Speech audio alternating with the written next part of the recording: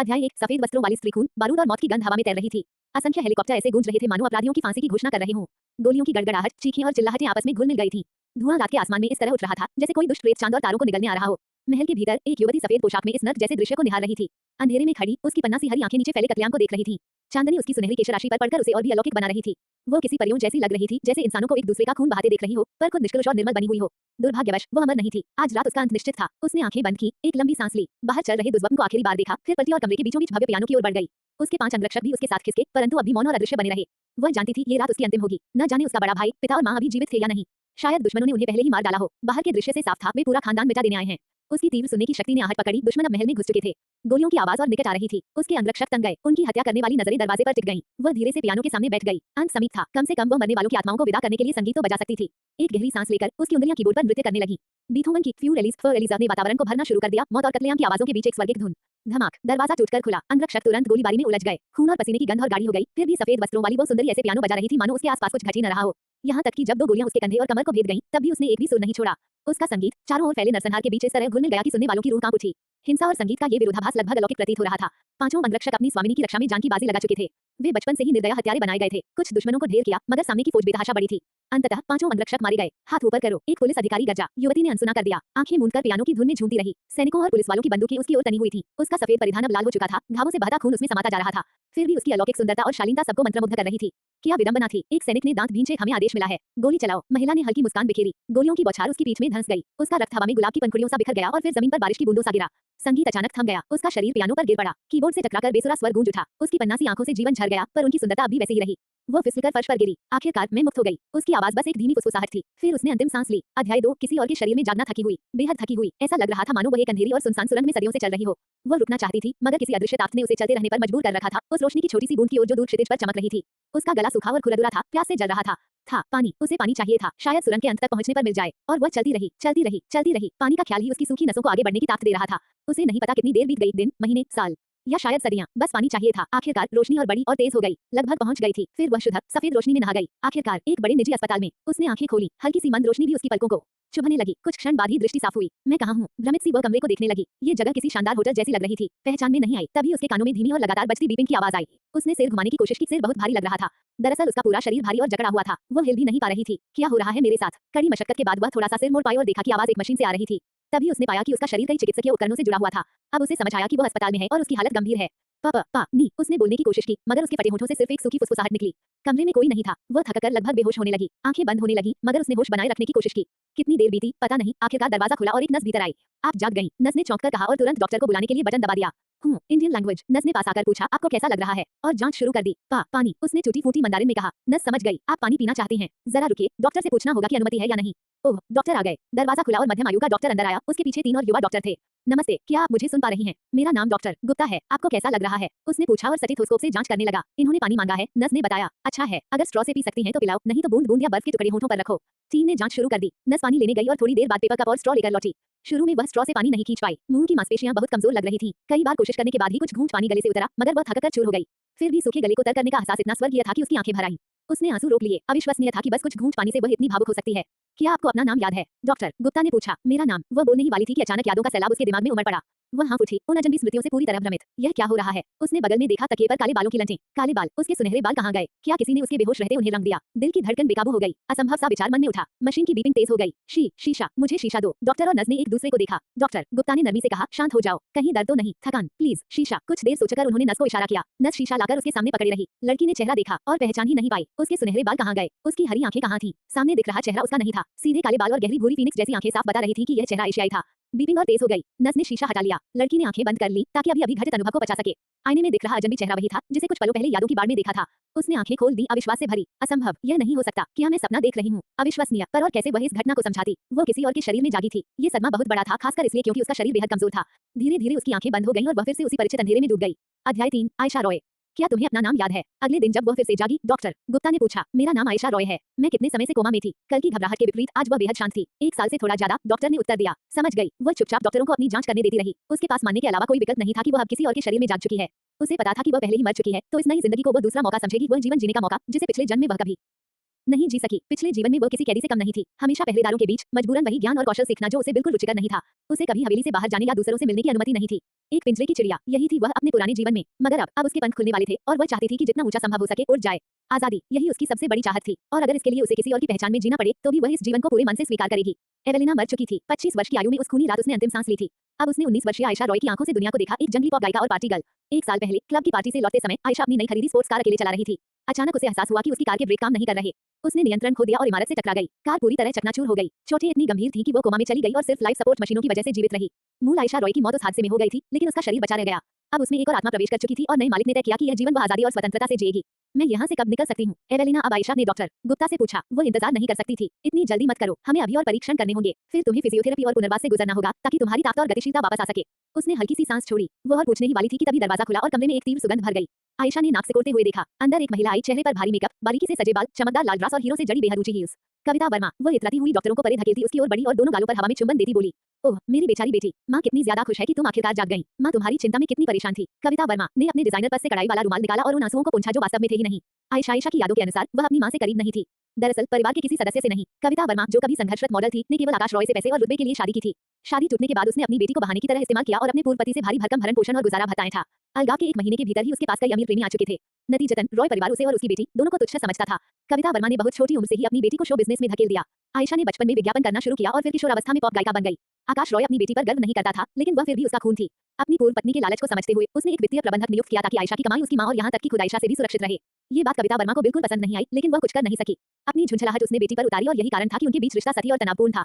पिता पुत्री का रिश्ता भी कोई बेहतर नहीं था। आकाश रॉय ने ये सब अपनी बेटी की भलाई के लिए किया था, लेकिन नासमझ आयशा ने इसे सजा समझा। उसे लगा कि उसके पिता उसे उसकी कमाई और पॉकेट मनी से वंचित करके दंडित कर रहे हैं। कविता वर्मा ने आग में घी डालने का काम किया और अपनी बेटी के सामने पूर्व पति की बुराई की। आयशा ने खुद को परिवार से उपेक्षित महसूस किया। ध्यान आकर्षित करने के लिए उसने और अधिक प्रसिद्धि पाने की कोशिश की। वो उत्तेजक गाने गाती, उन्मुक्त पार्टियों में शामिल होती, मशहूर लोगों के पीछे भागती और तमाम बेहुदा हरकतें करती। उसे भोलेपन से लगता था कि अधिक प्रसिद्धि का मतलब होगा अधिक प्रेम। हाँ, उसके प्रशंसक थे। वे उसकी सुंदरता और गीतों को पसंद करते थे, लेकिन जरूरी नहीं कि वे उसे पसंद करते हों उस इंसान को जो वह वास्तव में थी। अध्याय 4, सती माँ और बेटी। आयशा रॉय ने कनपट्टियों को दबाया और गहरी सांस छोड़ी। अब जबकि वह इस शरीर की नई मालिक बन चुकी थी, उसे इस जीवन की आजादी और स्वतंत्रता पाने से पहले कई उलझे हुए मसले सुलझाने होंगे। आयशा रॉय का जीवन पूरी तरह बिखरा हुआ था, लेकिन उसे इस नए जीवन में कूदने का उत्साह महसूस हो रहा था। हनी, तुम ठीक हो ना? क्या सिर में दर्द हो रहा है? कविता वर्मा डॉक्टरों की ओर मुड़ी और चीख पड़ी, तुम लोग कुछ क्यों नहीं कर रहे?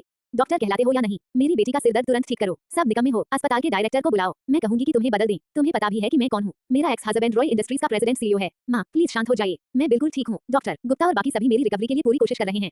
असल में वह तो रहस्यमय तरीके से किसी और के शरीर में आवासी थी। ये कविता वर्मा भले ही असली आयशा की माँ हो, लेकिन नई आयशा के लिए वह तो अजनबी ही थी। उसके दिल में इस औरत के लिए कोई प्रेम नहीं था, लेकिन अब इस जीवन में वो उसकी माँ थी। जब तक कविता वर्मा जानबूझकर उसे नुकसान नहीं पहुंचाती, कम से कम शिष्टाचार निभाना उसका फर्ज था। डॉक्टर गुप्ता ने उसकी बात सुनकर राहत की मुस्कान दी। टीम ने चेकअप पूरा किया और दोनों को अकेला छोड़ दिया। दरवाजा बंद होते ही कविता वर्मा नाटकीय अदा से पास वाली कुर्सी पर बैठी, अपने लंबे पैर क्रॉस किए और बढ़ा चढ़ाकर आह भरी। देखना, अपने पापा से मिलने के लिए जरूर कहो। तुम पूरे 1 साल कोमा में रही। 1 पूरा साल। सोचो, बिना फेशियल्स और शॉपिंग के 1 साल। कितना भयानक। मेरी बेचारी बेटी, तुम्हें उससे कुछ भी मांगने का पूरा हक है। समझी? जरूर कुछ शानदार और महंगा मांगना, जैसे प्राइवेट प्लेन। फिर माँ कभी कभी उसे उधार ले लेगी। दोगी ना माँ को? एक यॉट भी अच्छा होगा। हम शानदार पार्टियां करेंगे उस पर सेल करते हुए। ओह कितना अमेजिंग होगा ना। अगर तुम उसे बताओगी कि कोमा में रहना कितना डरावना था, तो पक्का वह तुम्हारे लिए कुछ भी खरीद देगा। आयशा ने उसकी चमकती आंखों को देखा और गहरी सांस छोड़ी। वह जानती थी कि यह औरत पहले से ही सपने देख रही है, दुनिया घूमने के लिए प्राइवेट जेट पर चढ़ते हुए या यॉट पर बैठकर अपने प्रेमियों के साथ रोमांस करते हुए। पापा को पहले ही मेरी हालत की जानकारी दे दी गई है, क्योंकि वही मेरे मेडिकल बिल चुका रहे हैं। वो आए या ना आए, यह उनका फैसला है। मैं तो बस अपनी रिकवरी पर ध्यान देना चाहती हूँ और जितनी जल्दी हो सके घर जाना चाहती हूँ। ओह, तुम रॉय परिवार के घर लौट रही हो। ये भी ठीक है। अब समय आ ही गया है कि उन्हें याद दिलाओ कि तुम भी उनकी वारिस हो। आयशा ने हल्की सी तिरछी नजर डाली। मेरे पास अपना घर है। हम एक रॉय वारिसा उस छोटे से कबाड़ में रहती है। कितनी शर्म की बात है। सब तुम्हारे बाप की गलती है, जिसने वो घटिया फाइनेंशियल मैनेजर रख छोड़ा है। तुम्हें अपनी ही कमाई से हवेली नहीं खरीदने देता, और तुम्हारा बाप भी उसकी हर बात मान लेता है। न वो तुम्हें हवेली खरीदने देता है, न तुम्हारा बाप तुम्हारे लिए खरीदेगा। और उधर उसके और औरतों से हुए बच्चे राजाओं जैसी जिंदगी जी रहे हैं, जबकि तुम इतनी मेहनत कर रही हो। कहाँ है इंसाफ इस दुनिया में? मेरी बेचारी बेटी। ये औरत बकवास क्या कर रही थी? छोटा कबाड़। यादों ने बताया कि आयशा रॉय के पास तो एक पेंट हाउस था, जो पूरे कॉन्डोमिनियम की ऊपर की 2 मंजिलों पर फैला हुआ था।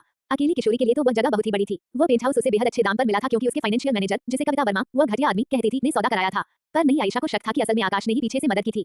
माँ बेटी कभी एक साथ रहना चाहती ही नहीं थी। कविता वर्मा के लिए अपनी बेटी की परवरिश करना उसके एक्स हस्बैंड की जिम्मेदारी थी। उसने तो गर्भ धारण कर लिया, 9 महीने तक बच्चा पेट में रखा और फिर जन्म देते समय कष्ट सहा, बस उसकी ड्यूटी वहीं खत्म। अब जब ये सब हो चुका था, तो उसका मानना था कि अब वो जिंदगी भर ऐश करे और उन पुरुषों से लाड प्यार पाए जो उसे चाहते थे। जहाँ तक असली आयशा की बात थी, उसे अपनी माँ के ढेरों प्रेमी घृणित लगते थे। वो रॉय परिवार के साथ भी नहीं रहना चाहती थी, जो उसे नापसंद करता था। मजबूरी में ही उसने अपना अलग घर लिया था। नई आयशा ने कविता वर्मा को गौर से देखा, जो अभी भी बकबक कर रही थी। उसे असली आयशा की तरह अपनी माँ से घिन नहीं थी। कविता वर्मा को पैसे, सुंदरता और सबसे ज्यादा खुद से प्यार था। इसके बावजूद वो कोई दुष्ट अपराधी प्रवृत्ति की औरत नहीं थी। हाँ, वो स्वार्थी औरत थी, लेकिन अपनी इच्छाएं पूरी करने के लिए बड़े अपराधों तक नहीं जाती। सीधी भाषा में कहें तो कविता वर्मा सती इंसान थी। उसकी बेटी आयशा भी सती थी। वे दोनों एक ही तरह की औरतें थीं। चुंबक के उदाहरण से समझें तो दोनों का चार्ज समान था और इसलिए वे एक दूसरे को दूर धकेलती थीं। लेकिन नई आयशा तटस्थ थी, न आकर्षित होती, न दूर धकेलती। जब तक कोई उसे उकसाए नहीं, वह विनम्र रहती। लेकिन अगर किसी ने उसे चोट पहुंचाई, तो उसकी आंखों में खतरनाक चमक उभर आती। अध्याय 5 रेयान रायज़ादा।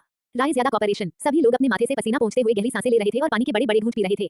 जिन्होंने मीटिंग में प्रेजेंटेशन दिए थे, वे ऐसे लग रहे थे जैसे अभी-अभी नरक के 18 स्तरों से गुजरकर लौटे हों, और वो भी मुश्किल से जिंदा। उनकी नजरें नरक के शासक और न्यायाधीश हम उनके बॉस रेयान रायज़ादा की ओर गईं, जो रायज़ादा कॉर्पोरेशन के प्रेसिडेंट और सीईओ थे और देश की सबसे बड़ी कंपनी का नेतृत्व कर रहे थे। हमेशा की तरह वे बर्फ जैसे ठंडे, डरावने और अविश्वसनीय रूप से आकर्षक लग रहे थे। लंबे, अमीर और हैंडसम। अगर बॉस इतने खौफनाक न होते, तो कंपनी की महिलाएं और कुछ औरतों की ओर झुके हुए कर्मचारी भी रोज उन्हें लुभाने की कोशिश करते। सिर्फ एक नजर पाने के लिए वे खुशी-खुशी अपनी जान दे देते। दुर्भाग्यवश पहले भी कुछ मूर्ख कर्मचारियों ने बॉस से छेड़खानी या उन्हें फुसलाने की कोशिश की थी। कहा जाता है कि उन्हें तुरंत नौकरी से निकाल दिया गया और बिजनेस जगत से हमेशा के लिए ब्लैकलिस्ट कर दिया गया। कुछ तो निराशा में आत्महत्या तक कर बैठे और कुछ रहस्यमय ढंग से गायब हो गए, कभी वापस न दिखने के लिए। अफवाहें हो या सच, लेकिन एक बात साफ थी, प्रेसिडेंट रेयान रायज़ादा कोई ऐसा इंसान नहीं था जिससे कैजुअली पेश आया जाए या जिसे नाराज किया जाए। मीटिंग खत्म, रेयान रायज़ादा ने आदेश दिया और कॉन्फ्रेंस रूम से बाहर निकल गए। उनके भरोसेमंद सहायक सुमित शुक्ला ने उनके लिए दरवाजा खोला और फिर उनके पीछे-पीछे टॉप फ्लोर स्थित ऑफिस की ओर चला गया। अंदर मौजूद सभी लोग खड़े हो गए और तब तक झुककर खड़े रहे जब तक बॉस के कदमों की आवाज पूरी तरह गायब नहीं हो गई। जैसे ही यकीन हुआ कि बॉस जा चुके हैं, सबने राहत की सांस ली और जोर से हांफते हुए चैन पाया कि मीटिंग आखिरकार खत्म हो गई। प्रेसिडेंट सीईओ का ऑफिस। रेयान रायज़ादा अपनी आलीशान चमड़े की कुर्सी पर पीछे टिके हुए बैठे थे। उनके सामने भारी भरकम डेस्क था जो कीमती दालबगिया लकड़ी से बना था। वे ठंडे चेहरे के साथ सीने पर उंगलियां जोड़कर रखे हुए सुमित शुक्ला की रिपोर्ट सुन रहे थे। ऑफिस का इंटीरियर बेहद मर्दाना था, जिसमें पारंपरिक और आधुनिक सौंदर्य का मिश्रण था। पूरा ऑफिस ताकत और दौलत की कहानी कह रहा था। प्रेसिडेंट, मुझे अस्पताल से सूचना मिली है कि मिस आयशा रॉय आखिरकार कोमा से जाग गई हैं। सुमित शुक्ला ने हाथ में पकड़े कागज से पढ़ते हुए कहा।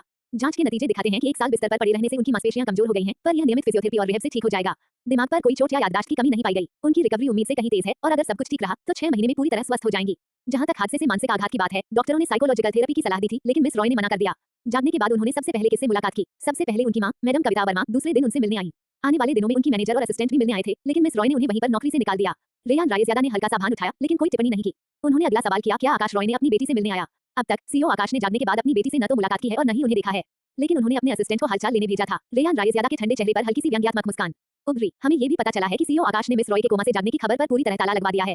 उनके मैनेजर और असिस्टेंट को चुप रखने के लिए पैसे भी दिए गए। सब कुछ सीईओ आकाश के लोगों ने ही करवाया और मिस रॉय को इस बारे में कोई जानकारी नहीं। क्या वह अपनी बेटी के हादसे की दोबारा जांच कर रहा है? इस वक्त तक तो ऐसा कोई संकेत नहीं मिला है, और अगर वह करेगा भी, तो भी उसे कुछ नहीं मिलेगा। हमने आपके आदेश के मुताबिक 1 साल पहले ही सारे सबूत और सुराग मिटा दिए थे। पुलिस जांच के नतीजों से अलग कुछ भी उसके हाथ नहीं लगेगा। ठीक है, उसकी निगरानी जारी रखो। जी प्रेसिडेंट। रेयान रायज़ादा थोड़ी देर सोच में पड़े और फिर बोले, क्या मेरे भाई को पता चला? मुझे नहीं लगता। सीईओ आकाश ने खबर को लॉकडाउन कर रखा है। जब तक मिस रॉय खुद कॉल करके रेशमा को नहीं बताएंगी, उन्हें पता चलने का कोई तरीका नहीं। रेयान रायज़ादा ने सिर हिलाया, चेहरे पर हल्की राहत दिखी। मैं चाहता हूं कि वह रेशमा और कामिनी मित्तल से जितना हो सके दूर रहे। मेरा भाई और उसकी मंगेतर जल्द ही शादी करने वाले हैं और इस समय हमारे परिवारों को किसी भी तरह के स्कैंडल की कोई गुंजाइश नहीं है। समझ गया प्रेसिडेंट। क्या और कोई आदेश है? नहीं, तुम जा सकते हो। सुमित शुक्ला ने झुककर सलाम किया और फिर कमरे से निकलकर अपने डेस्क की ओर चला गया। अध्याय 6 नई young miss. Gold Heights condominium. 3 महीने बाद मोजार्ट की धुन रोंडो अल्ला तुर्का की सुरमय लय पूरे पेंट हाउस में गूंज रही थी। आयशा रॉय की उंगलियां पियानो की चाबियों पर इस तरह थिरक रही थी मानो कोई परियों का नृत्य कर रही हो। बुजुर्ग हाउसकीपर सुमित्रा चुपचाप खड़ी होकर यंग मिस को देख रही थी। वो इतनी कुशलता, इतनी शालीनता और इतनी खूबसूरती से बजा रही थी कि जैसे कोई जादू फैला हो। कांच की ऊंची खिड़कियों के पार शहर की जगमगाती रोशनी और पीछे सफेद ग्रैंड पियानो पर बैठी यंग मिस। दृश्य किसी चित्रकला जैसा लग रहा था। सुमित्रा जानती थी कि यंग मिस पहले भी पियानो बजाना जानती थी, लेकिन इस तरह गंभीरता और नियमितता से बजाते हुए उन्होंने उन्हें कभी नहीं देखा था।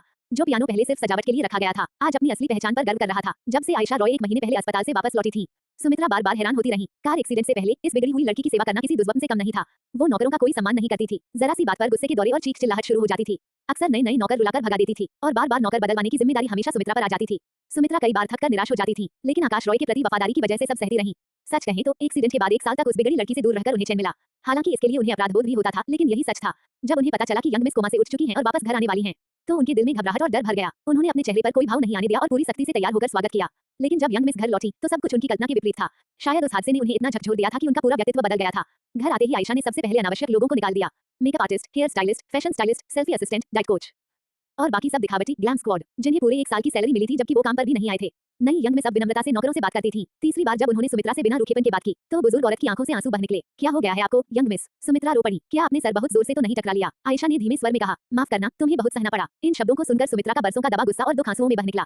उन्हें विश्वास ही नहीं हो रहा था कि यह वही लड़की है। उन्हें ऐसा लगा मानो वो सपना देख रही हूँ। आयशा शांति से उन्हें देखती रही, बिल्कुल स्थिर झील की तरह शांत। सुमित्रा को पहली बार महसूस हुआ कि यंग मिस सच में बदल चुकी हैं। उसके बाद आयशा ने पूरी ताकत से अपनी रिकवरी पर ध्यान दिया। वो दर्दनाक फिजियोथेरेपी और रिहेबिलिटेशन सेशन झेलती रही। सुमित्रा को रोंगटे खड़े हो जाते जब वो देखती कि यंग मिस अब हर दिन पियानो बजाने लगी हैं। शुरुआत में धुनें बिगड़ जाती क्योंकि उनका शरीर अभी कमजोर था, लेकिन धीरे-धीरे उनकी उंगलियां ताकतवर और सधे हुए ढंग से चलने लगी। जो रचनाएं वो अब बजाती, वो कठिन तो थी ही, साथ ही अद्भुत और मनमोहक भी। अब यंग मिस ज्यादातर ठीक हो चुकी थी। वो चल फिर सकती थी और काम कर सकती थी। व्हीलचेयर और नस की जरूरत खत्म हो चुकी थी। डॉक्टर भी उनकी तेज रिकवरी पर हैरान थे। बस उनकी सहनशक्ति और मांसपेशियों को थोड़ा समय और चाहिए था। वर्तमान में लौटते हुए रोंडो अल्ला तुर्का की अंतिम धुन हवा में तैर गई। सुमित्रा मुस्कुराई और आगे बढ़ी। यंग मिस, रात का खाना तैयार है। जब आयशा ने अपनी शांत, गहरी फीनिक्स सी आंखों से उन्हें देखा, तो उनका दिल धड़कना भूल गया। कितनी खूबसूरत हैं, सुमित्रा ने मन ही मन सोचा। मेहनत के लिए धन्यवाद, आयशा ने हल्की मुस्कान के साथ जवाब दिया। अध्याय 7 Akash Roy. Roy industries president CEO का कार्यालय इमारत की सबसे ऊपरी मंजिल पर स्थित था। इसका इंटीरियर मजबूत पारंपरिक चीनी सौंदर्य शास्त्र से प्रेरित था। ज्यादातर फर्नीचर लकड़ी के बने थे, जिन पर बारीक और सुंदर नक्काशी की गई थी। रंग संयोजन गहरे लाल, मैरून और मिट्टी जैसे टोन पर आधारित था। दीवारों पर कई पारंपरिक चित्रकारी और सुलेख की कृतियां टंगी थीं। इस बार उसने क्या मांगा है? आकाश रॉय ने अपने वफादार सहायक से पूछा, जब वह अपने डेस्क पर ढेर सारे दस्तावेजों पर हस्ताक्षर कर रहा था। अमित पटेल ने हस्ताक्षरित दस्तावेज उठा लिए और साथ ही नए कागज उनके सामने रखते हुए बोला, यंग मिस ने मुझसे नया असिस्टेंट ढूंढने को कहा था। मैंने उन्हें उम्मीदवारों की एक सूची भेजी। आखिरकार उन्होंने सिर्फ एक को चुना। मुझे लगा था कि वो तीनों असिस्टेंट्स जिन्हें उन्होंने निकाला था, उनकी जगह नए रखेंगी, लेकिन उन्होंने कहा कि फिलहाल एक सक्षम असिस्टेंट ही पर्याप्त है। संयोग से वो मेरा दूर का भतीजा निकला, जो हमारे फिलिपिनो ब्रांच से है। उसका हमेशा से सपना था कि वो मुंबई में काम करे और रहे। वो पढ़ा लिखा है और काम करने के लिए उत्सुक भी, बस अनुभव की कमी है। उसने पिछले हफ्ते ही काम शुरू किया है और यहाँ तक कि पेंट हाउस में जाकर रहने भी लगा है। मैंने उसे डांटा कि वो यंग मिस पर बोझ बन रहा है, लेकिन उसने कहा कि ये उन्हीं की इच्छा है। फिलहाल उसे जो करना है करने दो। आकाश रॉय ने थकान भरी सांस छोड़ी। आखिरकार वो 1 साल तक कोमा में थी और क्या उम्मीद कर सकते हैं? और क्या खबर है? यंग मिस अभी पूरे पेंट हाउस की मरम्मत और सजावट करवा रही हैं। वहाँ इस समय बहुत अव्यवस्था है, लेकिन इसके बावजूद वो अपनी फिजियोथेरेपी और रिहेबिलिटेशन सत्रों में से एक भी मिस नहीं करती। यंग मिस बहुत दृढ़ निश्चयी लगती हैं और जितनी जल्दी हो सके ठीक होना चाहती हैं। उनकी मेडिकल टीम उनकी प्रगति से बेहद खुश है। अच्छा है, ये बहुत अच्छा है। बस इतना ही। क्या उसने तुमसे कुछ खरीदने के लिए कहा? नहीं प्रेसिडेंट। आकाश रॉय ठिठक गया। उसके चेहरे पर हल्की शिकन उभरी। ये अजीब है। मैं तो उम्मीद कर रहा था कि वो भारी भरकम शॉपिंग करवाएगी। शायद कोई नया मेंशन या कुछ और मांगेगी। अमित पटेल ने गला साफ किया। मैडम कविता वर्मा ने कई बार फोन किया और कहा कि आपको यंग मिस को एक प्राइवेट प्लेन या यॉट शायद दोनों खरीद कर देना चाहिए, उनकी जिंदगी बचने के इनाम के तौर पर। जिंदगी बचने का इनाम? वो औरत हमारी बेटी के हादसे को क्या समझती है? ओलंपिक्स। आकाश रॉय ने आंखें बंद कर ली और कनपटियों को मसलते हुए अपने गुस्से को काबू करने की कोशिश की। यह मां बेटी की जोड़ी हमेशा उसे सिरदर्दी देती थी। प्रेसिडेंट, यंग मिस ने खुद कभी यह नहीं कहा कि उन्हें प्लेन या यॉट चाहिए। ये सिर्फ मैडम कविता वर्मा की मांग थी, शायद यंग मिस की ओर से। अमित पटेल झिझका, फिर बोला, अगर मैं इतनी हिम्मत करूं तो कहूंगा। कहो जो कहना है। मैंने यंग मिस से कई बार आमने सामने और फोन पर भी बात की है, जब से वो कोमा से जागी हैं। मुझे लगता है कि यंग मिस बदल गई हैं। ये सामान्य है। मौत और जिंदगी जैसी परिस्थिति से गुजरने के बाद ज्यादातर लोग किसी न किसी तरह बदलते ही हैं। अमित पटेल ने सिर हिलाया, लेकिन उसके चेहरे पर अभी भी संदेह था। मुझे ऐसा लगता है मानो मैं पूरी तरह किसी और इंसान से बात कर रहा हूँ। प्रेसिडेंट ने अभी तक उनसे मुलाकात नहीं की, इसलिए आप नहीं जानते। अब वो बहुत शांत, गंभीर और परिपक्व हो गई हैं। जब भी मुझसे बात करती हैं तो बिल्कुल बिजनेस जैसी होती हैं। सच कहूं तो ये बदलाव डरावना है। वो इतनी बदल गई हैं कि अजीब सा लगता है। आकाश रॉय अपनी कुर्सी पर पीछे झुककर हल्का सा हंस दिया। इसमें डरने वाली क्या बात है? क्या ये अच्छा नहीं है कि उसने अपने पुराने तौर तरीके बदल लिए हैं? शायद उस हादसे के बाद उसे कोई गहरी समझ मिली हो। अगर वो सचमुच परिपक्व हो गई है और समझदार बन गई है, तो मुझे सुकून होगा। बस यही चाहता हूँ कि ये बदलाव अस्थायी न हो और वो फिर से अपनी माँ की तरह न बन जाए। मुझे इस बेटी से ज्यादा उम्मीदें नहीं हैं। बुजुर्ग चाहते हैं कि मैं उसे त्याग दूं, लेकिन मैं ऐसा कैसे कर सकता हूँ? वो भले ही मेरे लिए निराशा रही हो, लेकिन है तो मेरी बेटी। उसकी नसों में रॉय खानदान का खून बहता है। मैं अपनी बेटी की परवाह करता हूँ, लेकिन मेरे हाथ भी बंधे हैं। मुझे पूरे रॉय कबीले के हितों को सबसे ऊपर रखना है। यही मेरी जिम्मेदारी है, इस परिवार के मुखिया होने के नाते। समझ गया। अमित पटेल थोड़ा रुका, फिर हिम्मत करके पूछ बैठा, क्या प्रेसिडेंट यंग मिस से मिलने की योजना बना रहे हैं? करीब 1 मिनट बाद आकाश रॉय ने उत्तर दिया, नहीं। अगर उसे सचमुच अपने पिता से मिलना है तो वो किसी भी समय मेरे पास आ सकती है। और कुछ? अमित पटेल ने सिर झुकाकर नहीं कहा। आकाश रॉय ने फिर से दस्तावेजों पर हस्ताक्षर करना शुरू कर दिया। दोनों चुप हो गए और अपने अपने काम पर ध्यान केंद्रित करने लगे। अध्याय 8, छवि में बदलाव। दिन ब दिन जब से आयशा रॉय कोमा से जागी थी, वो पहले से ज्यादा मजबूत और स्वस्थ होती जा रही थी। अब उसे सिर्फ हफ्ते में एक बार ही फिजियो और रिहेबिलिटेशन सत्र की जरूरत पड़ती थी। इसके बावजूद वो अपने शरीर की वर्तमान स्थिति से संतुष्ट नहीं थी। उसकी मांसपेशियों में ताकत की कमी थी और जरा सा सीढ़ियां चढ़ते ही उसकी सांस फूल जाती थी। लेकिन इस समय वो बस धैर्य रखकर मेहनत और समय के सहारे अपने शरीर को पुनः मजबूत बना सकती थी। पेंट हाउस की मरम्मत और सजावट का काम भी आखिरकार पूरा हो गया। उसे असली आयशा रॉय की इंटीरियर डिजाइन और वार्डरोब की पसंद बिल्कुल नहीं भाती थी।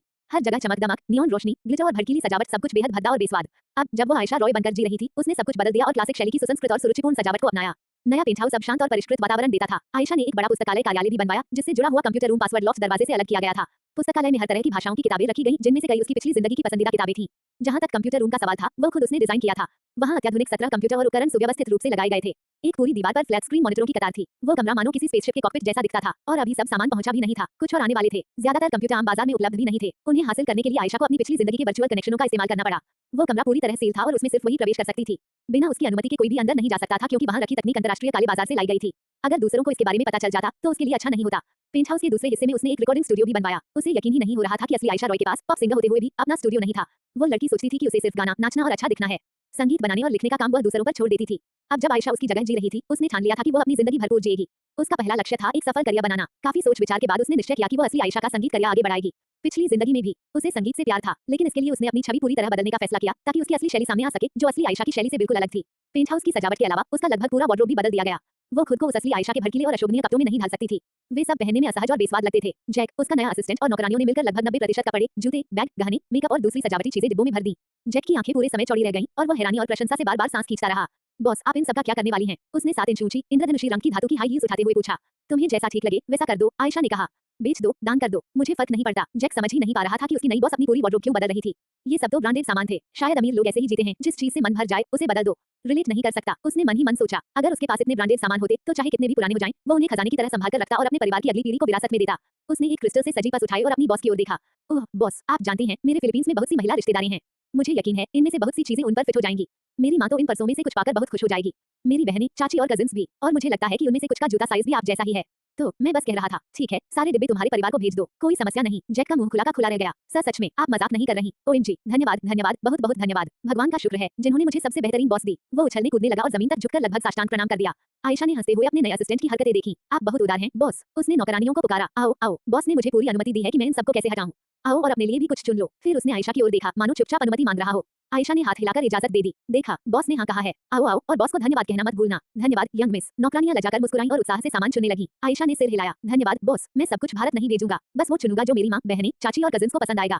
बाकी हम इंटरनेट पर बेच देंगे। ठीक है, सब तुम्हारे भरोसे। अध्याय 9, आयशा रॉय का स्कैंडल। आयशा रॉय के कोमा से जागने के 6 महीने बाद कुछ हुए हुए नेटिजन्स ने ऑनलाइन सर्फिंग करते समय कुछ गड़बड़ नोटिस की। अरे, सिर्फ मुझे लग रहा है या आयशा रॉय के सारे सोशल मीडिया अकाउंट साफ हो गए हैं? नहीं, सिर्फ तुम्हें नहीं लग रहा, उसकी सारी पोस्ट डिलीट हो चुकी हैं। क्या उसका अकाउंट हैक हो गया? क्या उसने उस कार एक्सीडेंट के बाद रिटायर नहीं कर लिया था, जो 1 साल से भी पहले हुआ था? कोई आधिकारिक रिटायरमेंट घोषणा तो नहीं हुई। उसके बारे में कोई खबर भी नहीं आई, जैसे वो दुनिया से गायब हो गई हो। कुछ अफवाहें थी कि वो कोमा में है। मैंने तो यहाँ तक सुना कि वो मर गई है। अच्छा हुआ, उस बेशर्म औरत की परवाह कौन करता है? वो सिर्फ शोहरत की भूखी एक घटिया औरत थी। उसके बिना दुनिया और बेहतर हो जाएगी। अरे, मुझे उसके गाने पसंद हैं, मतलब उसके बेकार गाने। मुझे उसके गाने काफी कैची लगते हैं। 1-2 दिन के लिए कैची होंगे, लेकिन फिर इतने परेशान कर देते हैं कि रेडियो तोड़ने का मन करता है, जो बार-बार वही ब्रेन डेड गाने बजाता है। मेरे बेचारे ब्रेन सेल्स हर बार मर जाते हैं जब भी उसके घटिया गाने सुनता हूँ। बिल्कुल सही, यही वजह है कि आयशा और उसके फैंस की आईक्यू इतनी कम है। उसके घटिया गानों ने उनके ब्रेन सेल्स मार डाले हैं। ये तो महामारी है। हा हा हा। धीरे-धीरे और भी नेटिजन्स आयशा रॉय के बारे में बातें करने लगे। उनमें से थोड़े ही लोग उसके सच्चे प्रशंसक थे, जो उम्मीद कर रहे थे कि वह जल्द ही एंटरटेनमेंट इंडस्ट्री में वापस आएगी, लेकिन अधिकांश लोग तो बस टाइम पास, गॉसिप और ट्रोलिंग करने के लिए वहां थे। उनमें से बहुत से हेटर्स की गंदी टिप्पणियां लगातार रिपोर्ट की जा रही थी, सेंसर हो रही थी और साइट एडमिन हटा भी रहे थे। उसकी गुमशुदगी को लेकर अटकलें जारी रहीं। शायद वह सच में रिटायर हो गई है और अब अपने सोशल मीडिया अकाउंट्स क्लीन कर रही है। तो सिर्फ पोस्ट ही क्यों डिलीट, और 1 साल से ज्यादा इंतजार क्यों? अगर रिटायर होना था तो अकाउंट ही डिलीट कर देती। सही है, कुछ तो गड़बड़ है। शायद सच में हैक हुआ। हैक, मेरे पैर, ये तो उसकी नई चाल है ध्यान खींचने की। पक्का वो कमबैक करने वाली है और वापसी से पहले धूम मचाना चाहती है। मैंने सुना था कि कार एक्सीडेंट सब झूठ था। असल में वो प्रेग्नेंट हो गई थी, इसलिए शोबिज़ से अस्थायी तौर पर दूर रहना पड़ा। क्या सच में? बाप कौन है? मैंने सुना था कि वह किसी बूढ़े शादीशुदा बिजनेसमैन के साथ सोई थी। क्या गिरी हुई औरत है? किसी बार में बेटर के साथ अफेयर था उसका। बेशर्म औरत। मैंने तो ये तक सुना कि बैचलरेट पार्टी में उसने एक मेल स्ट्रिपर के साथ सबके सामने ही संबंध बनाए। क्या किसी ने वीडियो बनाया? कहाँ देख सकते हैं उसका सेक्स स्कैंडल? घिनौना। चुप, किसी को मत बताना। लेकिन मैंने सुना था कि पिता असल में रेशमा राइजादा है। बहुत लोगों ने आयशा को उनके पीछे पीछे घूमते देखा था। आयशा ने उन्हें फंसाकर वन नाइट स्टैंड किया और प्रेग्नेंट हो गई। लेकिन राइजादा परिवार ने उसे और बच्चे को स्वीकार नहीं किया। स्कैंडल छिपाने के लिए रेशमा राइजादा की सगाई मित्तल परिवार की वारिस कामिनी मित्तल से करा दी गई। रेशमा राइजादा के फैंस गुस्से से आग बबूला हो गए। क्या बकवास, उस डायन ने जरूर रख दिया होगा। हमारे प्यारे प्रिंस रेशभा, वो घटिया औरत कितनी चालाक है, उसने जरूर जबरदस्ती की होगी। ये झूठ है, हमारा प्रिंस रेशभा कभी ऐसी गंदी औरत को हाथ भी नहीं लगाएगा। एट ऋषभ राय जिरा, प्लीज सबको बताओ कि आयशा रॉय तुम्हें प्रेग्नेंट नहीं कर सकती। एट ऋषभ राय जिरा, क्या आयशा रॉय ने तुम्हें रेप किया? एट ऋषभ राय जिरा, कुछ तो कहो। प्रिंस रेशभा के पास पहले से ही प्रिंसेस कामिनी मित्तल है, वे जल्द ही शादी करेंगे। रेशमी फॉरएवर, हमारा दिल रेशमी के लिए धड़कता है। मर जा आयशा रॉय, हमारे प्रिंस से दूर रहो। लोग क्या बक रहे हैं? एक्सीडेंट झूठ था, ये बकवास है। पुलिस ने आधिकारिक जांच रिपोर्ट जारी की थी। 1 साल पहले आयशा रॉय का एक्सीडेंट सच में हुआ था। ऐसी चीजें नकली नहीं हो सकती। दफा हो जाओ। क्या तुम आयशा रॉय के कुत्ते हो? मत भूलो कि आयशा रॉय परिवार की बेटी है। अमीर लोग पुलिस को रिश्वत देकर कुछ भी छुपा सकते हैं। सच झूठ जो भी हो, लेकिन आयशा रॉय बेशर्म औरत है और ये सच है। उसे देखकर मुझे उल्टी आती है, लेकिन ये तो कोई नहीं नकार सकता कि आयशा रॉय खूबसूरत और सेक्सी है। मर्द, तुम सब उसकी शक्ल और शरीर के जादू में अंधे हो गए हो। हाँ हाँ, रेशमा राय ज्यादा भी मर्द है। जब सामने खूबसूरत चेहरा और हॉट बॉडी हो तो नीचे वाले छोटे भाई हमेशा रेडी हो जाते हैं। समझ ही गई ना? नहीं, हमारा प्रिंस रेशभा बाकियों से अलग है। तुम सब जैसी गंदी औरतों के साथ सोना चाहते हो तो जाओ, किसे परवाह। लेकिन हमारे प्रिंस के लिए सिर्फ कामिनी मित्तल ही योग्य है। वो सुंदर, शिक्षित, सुसंस्कृत और शालीन है। आयशा जैसी औरत उसके काबिल नहीं। कामिनी और आयशा के बीच का फर्क आसमान और जमीन जैसा है। चर्चा में जैसे जैसे लोग जुड़ते गए और आग में घी डालते गए, आयशा रॉय का नाम धीरे धीरे रेशमा राइजादा और कामिनी मित्तल की सगाई से जुड़े एक बड़े स्कैंडल में घसीट लिया गया। अध्याय 10, रेशमी। एक हाई क्लास सैलून और स्पा में पीछे धीमी आवाज में क्लासिकल म्यूजिक बज रहा था। चारों ओर चमेली की खुशबू फैली हुई थी, जो वहां मौजूद 2 युवतियों को और भी रिलैक्स कर रही थी। दोनों का एक प्राइवेट कमरे में खास ख्याल रखा जा रहा था, लेकिन जल्द ही उस सुकून भरे माहौल को किसी ने तोड़ दिया। गुलाब की पंखुड़ियों से भरे गुनगुने पानी में अपने पैर डुबोए बैठी युवती का ध्यान मोबाइल पर था। अचानक उसने जोर से कहा, अरे मिनी, ये देखा तुमने? उसने उत्साहित होकर अपनी दोस्त को फोन लहराया। क्या है? रेशमी ने आलस भरे अंदाज में पूछा। वो फैशन मैगजीन का एक पन्ना पलट रही थी। उस वक्त उसकी पेडिक्योर हो रही थी। मिनी, तुम्हें ये जरूर पढ़ना चाहिए। उसकी दोस्त ने फोन उसके हाथ में थमाया। लोग तुम्हारे बिग ब्रदर ऋषभ और उस आयशा स्लट के बारे में ऑनलाइन बातें कर रहे हैं। क्या? रेशमी का चेहरा आयशा रॉय का नाम सुनते ही काला पड़ गया। उसने गुस्से में मैगजीन को बंद कर फर्श पर पटक दिया, फिर फोन झपट कर पढ़ने लगी। पढ़ते हुए उसका चेहरा कई बार बदला, कभी तिरस्कार, कभी घृणा, कभी व्यंग्य और आखिर में संतोष भरी हंसी। मैंने तो पहले ही उस औरत को अपने आदमी के पीछे भागने और परेशान करने से रोक दिया था। अब अगर उसने फिर से सामने आने की हिम्मत की तो चिंता मत करो मिनी, सब उसे नफरत करते हैं। अगर वो किसी तरह वापस भी आई तो कोई उसका स्वागत नहीं करेगा। तुम उससे कहीं ऊंचे स्तर पर हो। यही वजह है कि बिग ब्रदर ऋषभ तुमसे प्यार करते हैं और तुम्हें अपनी पत्नी बनाने जा रहे हैं। रेशमी अपनी सहेली की बातों से प्रसन्न हुई, लेकिन अगले ही पल उसका चेहरा फिर उतर गया। मुझे अच्छा नहीं लग रहा कि लोग कह रहे हैं कि बिग ब्रदर ने उस औरत को प्रेग्नेंट किया। इसमें चिंता की क्या बात? ये सब सिर्फ अफवाहें हैं। तुम जाकर खुद पोस्ट करो और सबको बता दो कि तुम ही हो फ्यूचर मिसेस जिनचोंगलिन। रेशमी हंसी। अच्छा विचार है। उसने दोस्त का फोन लौटाकर अपना फोन निकाला और पोस्ट लिखना शुरू कर दिया। इसी बीच ऋषभ ने अभी अपना नया म्यूजिक वीडियो शूट पूरा किया था। एक खाली वेयरहाउस को स्टूडियो में बदला गया था ताकि उसके अगले एल्बम के लिए वीडियो शूट हो सके। इस गाने में बहुत सारा डांस था, इसलिए वह पूरा पसीने से तरबतर था। उसके असिस्टेंट ने उसे पानी की बोतल और तौलिया थमाया। उसने पूरी बोतल गटगटाकर पी ली और फिर तौलिए से पसीना पोंछा। उसका मैनेजर अमित पटेल फोन पर व्यस्त था। इस बीच ऋषभ ने कॉस्ट्यूम उतारकर अपनी सामान्य जीन्स और स्लीवलेस हुडी पहन ली। क्या हुआ? उसने मैनेजर का चेहरा देखकर पूछा। कपिल उसे देर तक घूरता रहा, फिर बोला, बोलो भी, डराते क्यों हो? कपिल ने आंखें सिकोड़कर पूछा, ऋषभ, सच बताओ, क्या तुमने आयशा रॉय को प्रेग्नेंट किया? क्या? कैसी बकवास कर रहे हो? ऋषभ चौंक पड़ा। मैनेजर ने और भी संदेह भरी नजरों से देखा। सच कह रहे हो? बिल्कुल। ये बकवास तुम्हें कहां से मिली? कपिल ने अपना फोन उसे पकड़ाया। ऋषभ ने फोन झपट कर पड़ा। उसकी आंखें फैल गईं और जबड़ा खुला रह गया। ये क्या वन नाइट स्टैंड? क्या प्रेग्नेंट? क्या रेप? ये सब फालतू की बातें हैं। मैंने कभी उसके साथ सोया तक नहीं, किस किया तो दूर, डेट तक नहीं किया। लेकिन ये सच है कि वह तुम्हारे पीछे घूमती थी। हाँ, लेकिन वो मेरी टाइप नहीं थी, इसलिए मैं उससे बचता था। फिर उसने गुस्से में मुट्ठी लहराई। तुम सोच भी कैसे सकते हो कि मैंने उसे प्रेग्नेंट किया? तुम मुझे ट्रस्ट नहीं करते। कैसे मैनेजर हो तुम? कपिल ने ठंडी सांस ली। अरे, सब जानते हैं कि तुम प्लेबॉय हो, हमेशा अलग-अलग लड़कियों के साथ घूमते हो। अगर तुमने सच में आयशा को प्रेग्नेंट कर दिया होता, तो मुझे हैरानी नहीं होती। वो खूबसूरत है और वो पहली नहीं होगी। पहले भी बहुत सी लड़कियां दावा कर चुकी हैं कि तुमने उन्हें प्रेग्नेंट किया। मैंने कहा ना, वो मेरी टाइप नहीं है। और ऊपर से मैं अब एंगेज्ड हूँ। वो सब दावे झूठे हैं। मैं हमेशा प्रोटेक्शन यूज करता हूँ। हाँ हाँ, हमेशा प्रोटेक्शन यूज करते हो, लेकिन फिर भी रेशमी के साथ ये हालत हो गई। अगर तुम्हें उसके लिए गिल्ट न होता, तो तुम शादी के बारे में सोचते भी नहीं। कम से कम 30 साल की उम्र से पहले तो बिल्कुल नहीं। हूफ, सही कहा ना मैंने? बेवकूफ, ईमानदार बेवकूफ, तुम्हारी सेवा में हाजिर। हा हा हा। ऋषभ ने फोन उसकी तरफ फेंक दिया और अपना फोन निकालने लगा। अरे, क्या कर रहे हो? कपिल ने पूछा। और क्या, सच बताने जा रहा हूँ, ऋषभ ने कहा। ठीक है, लेकिन पोस्ट करने से पहले मुझे दिखा देना। हूफ, इतना कहकर ऋषभ ने ब्लॉग पर लिखना शुरू किया ताकि आयशा रॉय और अपने बारे में चल रही अफवाहों का जवाब दे सके।